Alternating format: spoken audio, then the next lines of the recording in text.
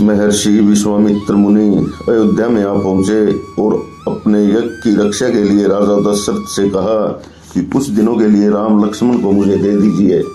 तब गुरुवर वशिष्ठ के समझाने पर राजा ने उसी समय दोनों बालकों को उनके साथ कर दिया। दोनों भाई गुरु विश्वामित्र के साथ रथ में बैठकर उनकी यज्ञ रक्षा के लिए उनके साथ चल दिए। कामाश्रम में पहुंचकर प्रसन्नतापूर्वक प्रातः स्नान करके विश्वामित्र ने राम लक्ष्मण को विद्या दान दिया। मुनि ने महेश्वर शिवजी से प्राप्त माहेश्वरी धनुर्विद्या, गदा चलाने की विद्या, मंत्र यंत्रों द्वारा अस्त्र आदि का आह्वान और विसर्जन करने की विद्या, भूख प्यास को नष्ट करने वाला मंत्र, अतिबाला नाम की 2 विद्याएं तथा अन्य सब विद्याएं उनको प्रदान की।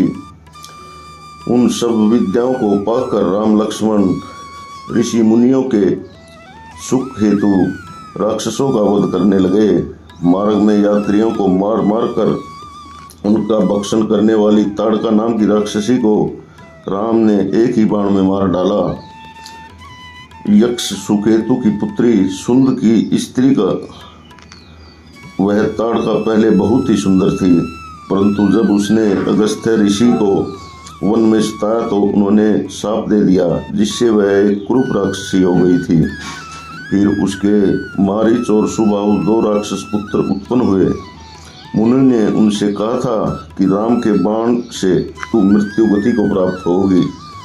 उसके बाद वह इस समय राम के बाणों से मरकर दिव्य शरीर को प्राप्त हुई और आकाश मार्ग से सरोवर को चली गई। राम वहां से चलकर मुनि विश्वामित्र के आश्रम में आए और यज्ञ में विघ्न डालने वाले राक्षसों को अपने तीक्ष्ण बाणों से उन्होंने मार डाला। श्री रामचंद्र जी ने युद्ध यज्ञ आरंभ कर दिया। श्री राम ने अपने तीक्ष्ण बाणों से हजारों राक्षसों को मारकर मृत्यु के घाट उतार दिया। मारीच को एक बाण मारकर उन्होंने 100 योजन यानी 400 कोस की दूरी पर समुद्र में फेंक दिया। फिर एक अन्य बाण से उन्होंने सुबाहु को भी मार डाला। विश्वामित्र का यज्ञ समाप्त हुआ, परंतु अब तक उन्होंने अपने द्वारा प्रारंभ युद्ध यज्ञ की समाप्ति नहीं की, अर्थात उनका क्रोध अब भी शांत नहीं हुआ था। तब राम को प्रलयकालीन अग्नि की भांति संतप्त युद्ध का अतृप्त देखकर मुनि ने उनकी तृप्ति के लिए राजा जनक के यहाँ उनकी कन्या का स्वयंवर सुनकर राम लक्ष्मण को लेकर उन्होंने जनकपुरी की ओर प्रस्थान किया। चलते चलते मार्ग में मुनि ने अहिल्या को देखकर राम लक्ष्मण से कहा कि यह इंद्र द्वारा भोगी गई परम सुंदरी गौतम की स्त्री है। इस सुमुखी अहिल्या की रचना कर ब्रह्मा ने इसे गौतम ऋषि को इसलिए दिया था कि उन्होंने संपूर्ण पृथ्वी की परिक्रमा की। तब उस शत्रुता को स्मरण कर इंद्र ने उन्हीं मुनि जैसा कपटी वेश धारण करके एकांत में उनके साथ विलास किया, जिससे मुनि क्रोधित हो गए। क्रोधित मुनि ने इंद्र को शाप दिया था, जिसके कारण उनके शरीर में 1000 भग और हजारों नेत्र हो गए। यह सुनकर करुणानिधि साक्षात देवता स्वरूप राम ने अहिल्या पर दया की और उन्हें अपने चरण कमल से स्पर्श करके उस शिला रूपणी गौतमी की धर्मपत्नी को दोष मुक्त कर दिया और वह पुनः अत्यंत अद्भुत रूप वाली हो गई। अपने चरणों से छूकर उसका उद्धार कर दिया। देवताओं और गंधर्वों ने राम पर दिव्य पुष्पों की वृष्टि की। अहिल्या गौतम ऋषि के पास चली गई। राम लक्ष्मण गंगा की ओर चले गए। वहां गंगा के पार जाने के लिए राम नौका देख ही रहे थे कि इतने में एक धीवर आकर बोला, हे प्रभु रघुनंदन रामचंद्र जी, यदि आप एक धीवर आप कहे तो मैं आपको नौका में बैठाकर गंगा पार करा दूं, परंतु पहले आपके चरणों की धूलि को धो लूंगा, क्योंकि ऐसा ना करने से कहीं आप की पदरज को छूकर मेरी नौका भी स्त्री न बन जाए। पत्थर और काष्ठ में अधिक अंतर नहीं होता। यह बात जगत प्रसिद्ध है कि आपके चरणों की रज की जड़ जो मनुष्य बनाने की सामर्थ्य है, अतः पहले ही चरणों की को धो लेना आवश्यक है। फिर मेरे एक स्त्री भी है, मैं दूसरी स्त्री लेकर क्या करूँगा। तब उसकी इस अटपटी वाणी को सुनकर रामचंद्र जी हंस पड़े। फिर गुह ने पांव धो लिया। तब श्री राम मुनियों सहित नाव में सवार होकर पार जा सके। मिथिलापुरी की ओर वे चल पड़े। निमंत्रित राजाओं का समूह मिथिला में एकत्रित हो गया था। रावण भी बिना बुलाए ही, केवल सुनकर ही सेना तथा मंत्रियों के साथ पुष्पक विमान में बैठकर वहां आ पहुंचा था। उस समय राजा दशरथ सादर सप्रेम जनक जी द्वारा बुलाए जाने पर भी पुत्र वियोग से दुखी होने के कारण न आ सके। उसी समय मुनीश्वर विश्वामित्र राम और लक्ष्मण के साथ आहिस्ता आहिस्ता मिथिला के बाहर उपवन में पधारे।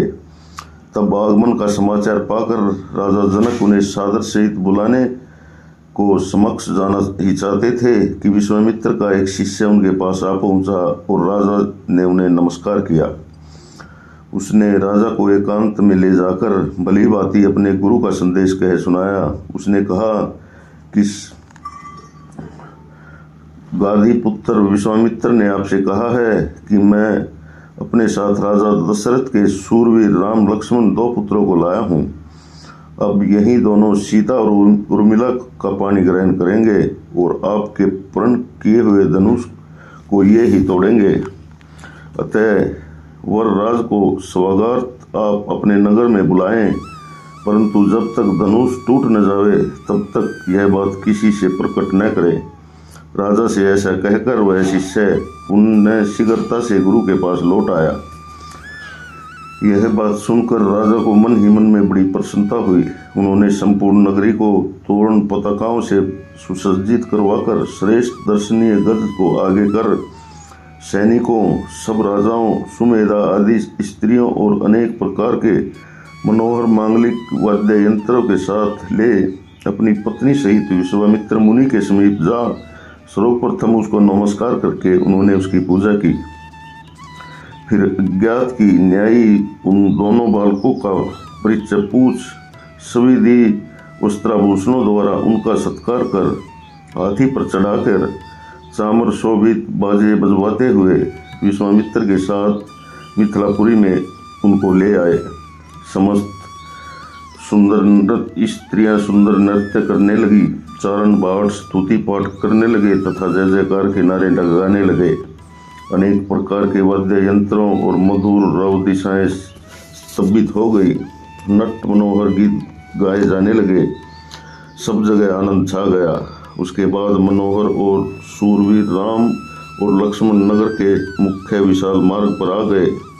तब उनके आगमन को सुनकर नगर की स्त्रियां जो पहले से ही नगर के मुख्य द्वार पर आ गई थी, अपने अपने घरों की छतों और झरोखों और अटारियों पर खड़ी थी तथा बैठी हुई अपने कमलवत नेत्रों से उन्हें देख रही थी और उन पर फूलों की वर्षा करने लग रही थी। फिर परस्पर कहने लगी कि अवश्य ही यह राम तो सीता के ही योग्य वर है।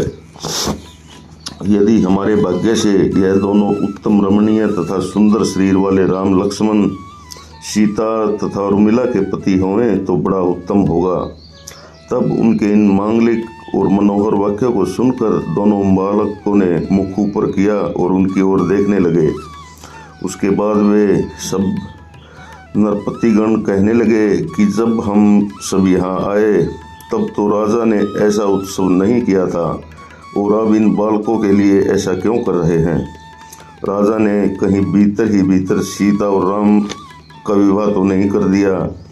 यदि ऐसा ही था तो हम लोगों को बुलाकर अपमान क्यों किया। उनकी यह सब बातें चारों ओर राम लक्ष्मण राजा जनक तथा विश्वामित्र ने भी सुनी थी। इसके पश्चात जो झरोखों में बैठी हुई स्त्रियों के देखते ही देखते वे दोनों गान और वाद्य आदि के साथ आहिस्ता आहिस्ता राजा जनक के सभा मंडप में जा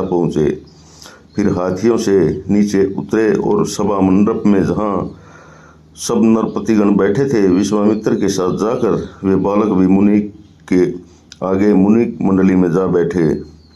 तब इस प्रकार सभा के पूर्ण होने पर कन्यादानार्थ धनुष के निकट जाकर राजा जनक ने सब राजाओं को अपना प्रण कह सुनाया। भगवान शिव ने पार्वती जी से कहा कि परशुराम जी ने इस धनुष पर मुझसे बाण विद्या सीखी थी। इसी धनुष ने त्रिपुरों को भस्म किया था। फिर अपने पिता के घातक सहस्त्रबाहु का भी उसने इसी धनुष से संहार किया था। फिर परशुराम ने उस धनुष को राजा जनक के आंगन में रख दिया था और जानकी उसे लकड़ी का घोड़ा समझकर उस पर खेला करती थी। तब उसके इस व्यवहार को समझकर परशुराम सीता को लक्ष्मी समझने लगे और इसी आशय से जो प्रत्येक के लिए दुर्बल था, उस धनुष का राजा जनक की प्रतिज्ञा के लिए प्रदान किया गया। फिर तो विदेहराज ने उस धनुष को सीता स्वयंवर में पर्ण अर्थात मूल्य के स्थान पर विद्यत किया। फिर बड़ी सभा में संकीत जनक ने उस मेरे सर्वोत्तम धनुष को, जिन्होंने शस्त्रागार में 500 बैलों के द्वारा खिंचवा कर रखा गया था और जिसे परशुराम ने सीता स्वयंवर के लिए यहाँ स्थापित किया था, राजा जनक ने राजाओं से कहा, जो राजा इन सभासदों के समक्ष इस धनुष को यह प्रत्यंता चढ़ाएगा, वही सीता उसी को वरेगी।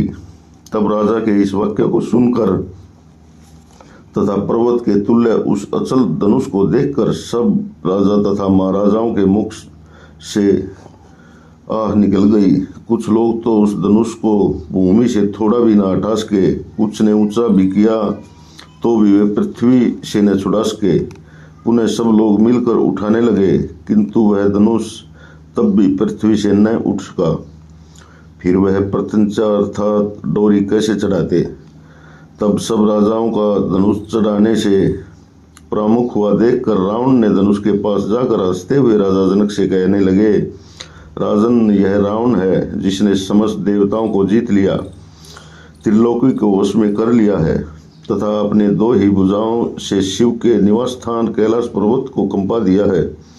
उस रावण का यदि तुम राजाओं से पूर्ण इस सभा में बल देखना चाहते हो तो देख लो, किंतु इस धनुष को क्या देखते हो? इस प्रकार कहकर रावण नीचे खड़ा होकर उस विशाल धनुष को पहले अपने बाएं हाथ से ही हिलाना चाहता था, लेकिन वह तनिक नहीं हिला। तब उसने दाहिने हाथ से पकड़ना चाहा कि इसे हिलाए, पर वह इससे भी नहीं हिला। तब रावण को बड़ा आश्चर्य हुआ।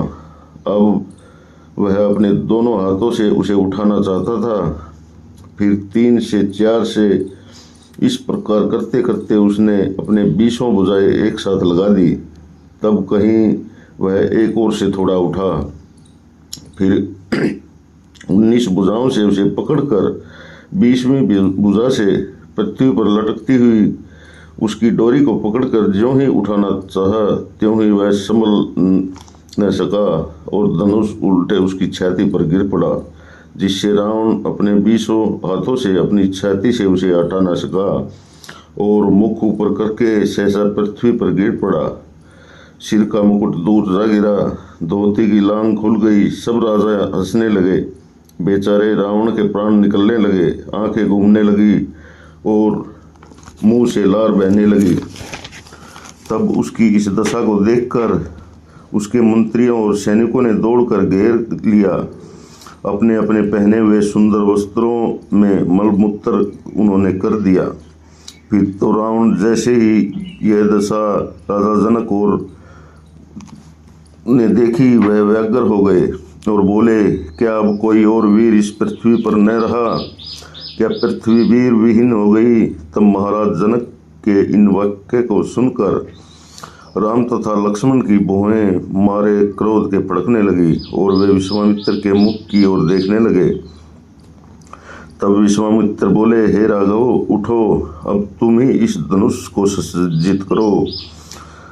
तब मुनि की इस वाणी को सुनकर बहुत अच्छा कहते हुए रामचंद्र शीघ्रतापूर्वक आसन से उठे और मुनि को प्रणाम किया। उन्होंने अपनी गिरवा के हार इत्यादि उतार दिए और नीचे रख दिया।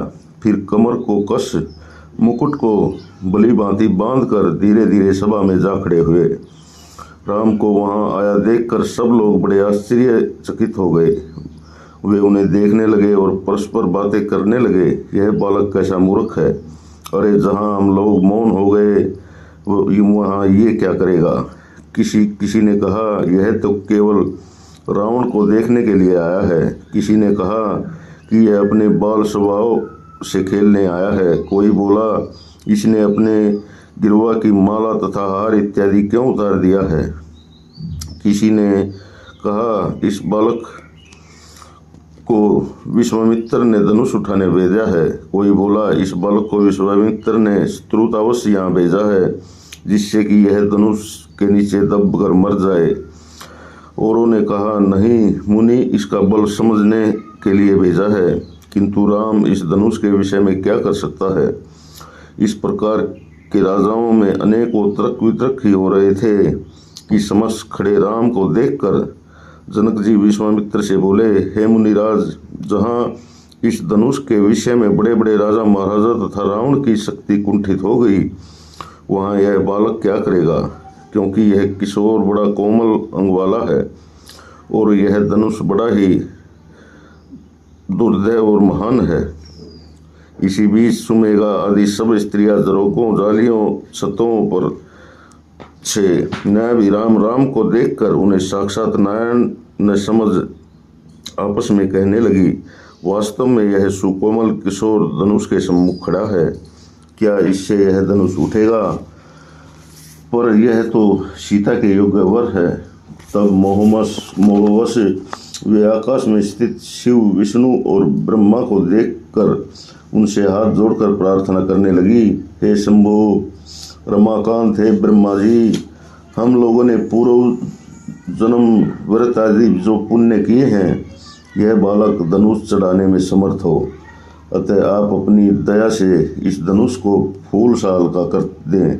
ऐसा संयोग कर दें कि सीता इसी बालक के गले में जयमाला डाल दे और हम लोग सीता सहित राम विवाह की वेदी पर देखकर अपने नेत्र सफल करें।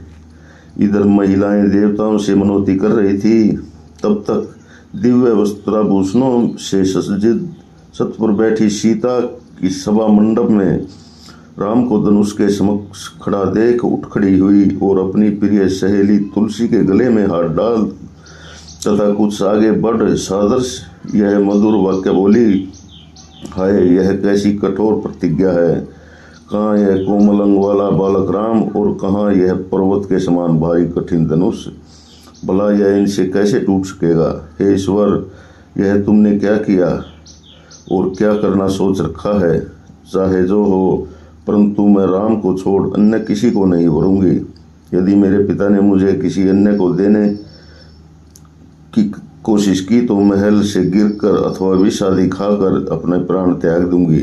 हे शंभो, हे विधे, हे दुर्गे, हे श्यावत्री, हे गायत्री, हे सूर्य, हे इंद्र, हे यम, मैं आप सबसे प्रार्थना करती हूँ कि आप इस धनुष को फूल के समान हल्का कर दें और राम के भुजदंड में प्रवेश ऐसा बल भर दें कि ये राम धनुष चढ़ाने में सफल हो जाए और मेरा विवाह श्री राम के साथ हो जाए।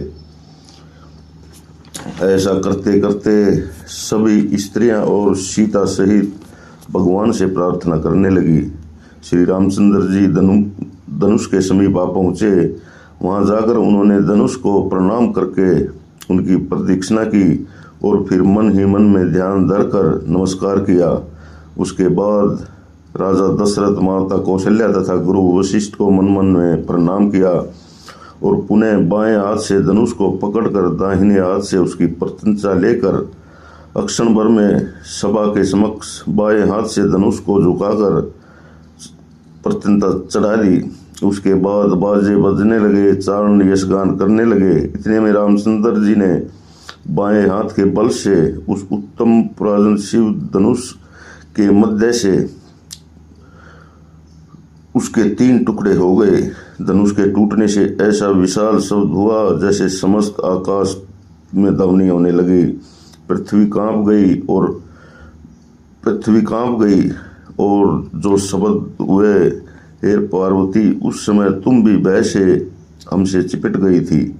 सर्व समूह विचलित हो गए थे, दिशाएं भ्रमित हो गई थी, तारे टूटकर पृथ्वी पर गिरने लगे थे, शेषनाग का सिर घूमने लगा, सुगंधित वायु बहने लगी थी, देवताएं आकाश से फूल बरसाने लगे और गाजे बाजे बजाने लगे थे, अप्सराएं नृत्य करने लगी थी और सभा मंडप में उत्तम ढोल और नगाड़े बजने लगे थे। नवीन वाक्यों तथा जय जय की ध्वनि होने लगी थी, स्त्रियां नाचने लगी थी, भाट आदि स्तुति करने लगे थे। ईंट तथा झरोखों में बैठी हुई स्त्रियां राम पर फूलों की वर्षा करने लगी थी। फिर तो रावण चुपचाप लज्जा में होकर बिना किसी लांग बागे ही मुकुट रहित बड़ी व्यग्रता से शीघ्र ही वहां से निकलकर लंका को पलायन कर गया था और अक्षण भर भी वहां स्थित न रह सका। राम ने धनुष तोड़ डाला, यह देखकर सब स्त्रियां प्रसन्नता से जय जयकार करने लगी थी और तालियां बजाने लगी थी। मारे आनंद के सीता का शरीर रोमांचित हो गया था। उसके बाद राजा जनक ने अपने मंत्रियों को आज्ञा दी कि सुंदर अथनी पर बैठाकर सैनिकों के साथ समारोह पूर्वक सीता को यहाँ ले आओ। तब बहुत अच्छा ऐसा कहकर मंत्रीगण जानकी के पास गए और हाथ जोड़कर बोले, हे गजगामिनी कमल नयनी सीता, तुम धन्य हो। सूर्यवंशी दशरथ पुत्र राम से ने आज सभा में धनुष तोड़ डाला है। तुम शीघ्र ही तैयार होकर हथनी पर बैठ जाओ। अभी राम के पास चलो और आज ही उसके गले में रत्नों की माला डाल दो, यानी वरमाला डाल दो। सीता ने मंत्रियों के इस वाक्य को सुनकर माता के चरणों में जाकर नमस्कार किया और अपनी सखियों के साथ हथनी पर जा बैठी और उसके बाद राम और सीता का विवाह हो गया। तो दोस्तों, ये थी मन को प्रसन्न करने वाली कथा, जिसे सुनकर ही सारे दुख दर्द मिट जाते हैं। ये कथा आपको कैसी लगी कमेंट करके ज़रूर बताएं और मेरे चैनल को सब्सक्राइब करें। वीडियो को लाइक और शेयर करना बिल्कुल ना भूलें। धन्यवाद। जय हिंद, जय भारत।